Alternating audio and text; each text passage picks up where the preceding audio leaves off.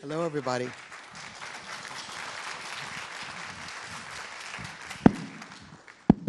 Okay, is everybody hearing me? Hi, how are you? Dr. Hart, you're laying a really heavy one on us here with this book, High Price. There's a lot I want to talk to you about and hopefully raise some of the issues that people in our audience are also curious about. Let me start with the title itself. What is the high price to which you refer, and who is paying that price? First of all, I just want to say thank you all for coming out. I know you all could be doing something else on this hot day in New York, so thank you all for joining us. So high price, what's the title? Some of you all may have heard or seen some of the sort of publicity around the book. I am the first tenured African-American scientist at Columbia. And when that's the case, one must pay a price. And in the book, I'm saying that the price is too high. It's a hell of a toll that it takes on someone. And folks who are coming up subsequently, I'm trying to show folks how we can decrease the price so we can produce other brothers and sisters who look like me if they want to become scientists. So the book is trying to describe this. That's one. Two, when we think about what we're doing in this country, I study drugs, by the way, study drugs of abuse. And then when you think about what we're doing in the country in terms of drug policy, some of you all know, if you have been living anywhere other than under a rock, you know that our drug policy disproportionately impacts negatively black folks, particularly black men. And what I'm saying in terms of drug policy is that the price is too high for our community. So high price is a play on my personal story, on my science, and on drug policy. Well, that's one of the things I thought you were trying to get us to think about this in two ways. In many ways, you say that black boys are paying a high price for what you see as misdirected drug policy. You say that these policies target blacks disproportionately, and that they derive, if I understand it correctly, from this obsession with drugs like cocaine, opiates, marijuana, that are based on racist assumptions, bad science, bad policing, and media hype. Do I have it right? That's it. That's right. And I was struck by this passage in the book where you say, and let me find it here.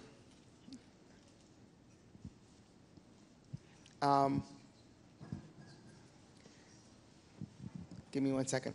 Okay.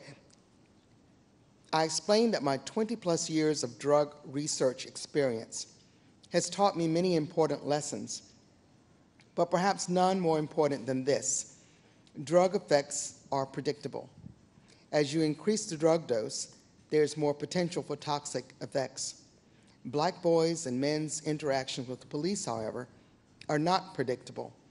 I worried all the time about the very real possibility that my own children would be targeted by law enforcement because they fit the description of a drug user or because someone thought they were under the influence of drugs. Too often in these cases, the black youngster ends up dead, and you mention among them Trayvon Martin. What can you tell us about that? You said you would prefer to have your sons interact with drugs than with law enforcement. So I should give you all some background. So I've been studying drugs for 23 years now. Part of my research today is that I actually bring people into the laboratory and I administer drugs like cocaine, marijuana, methamphetamine. And I study the effects to see exactly what they do and what they don't do. Of course, we pass all of the ethical requirements. Now, as I point out in this passage, I've learned many important lessons. Some of those lessons often conflicts with what you all have been told. The first thing that, one of the things that I try and do in High Price is to tell the reader or show the reader how they've been lied to. They've been lied to by a wide range of sort of folks, including the government, including scientists, including law enforcement, a number of people about drugs. And so, as the passage indicates, the thing that I know about drugs is that drug effects are predictable. That means that we know when bad effects are more likely, we know when positive effects are more likely. Now, when we think about the environment that we have created, all of us, we've all participated in creating this environment. The environment that created the 100-to-1 disparity between crack cocaine and powder cocaine, in that we treat crack cocaine more harshly than powder cocaine. We all said that drugs were destroying our community. We all believe that. That's a lie. Drugs were not destroying our community. Unemployment was out of control before crack cocaine was introduced. But we all accepted the sort of easy answer. And we created this environment such that we went at the crack cocaine with such intensity that law enforcement thought that they had license to come into the community and do whatever they would to your children, to my children, to me, and so forth.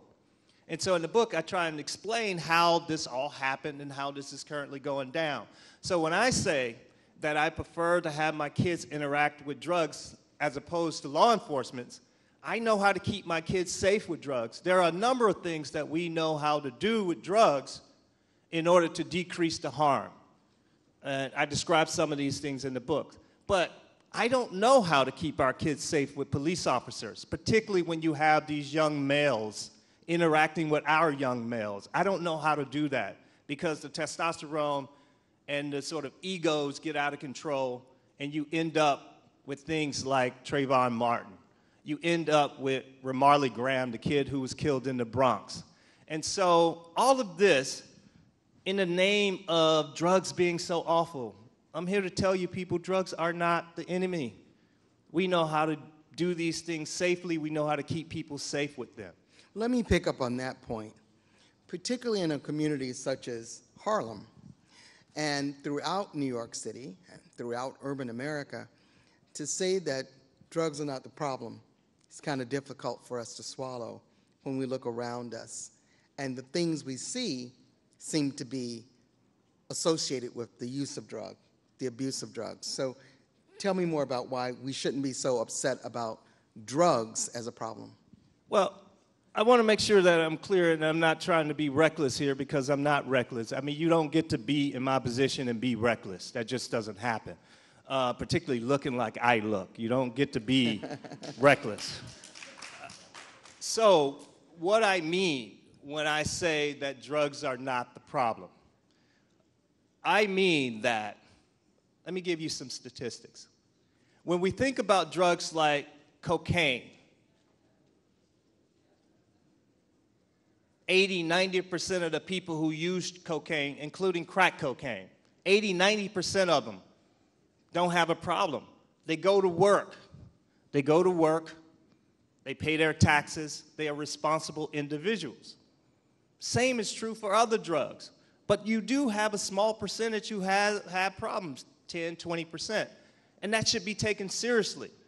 But if the vast majority of the folks don't have a problem, that tells you that it's not the pharmacology of the drugs. It's some other things. And those other things, we know what they are.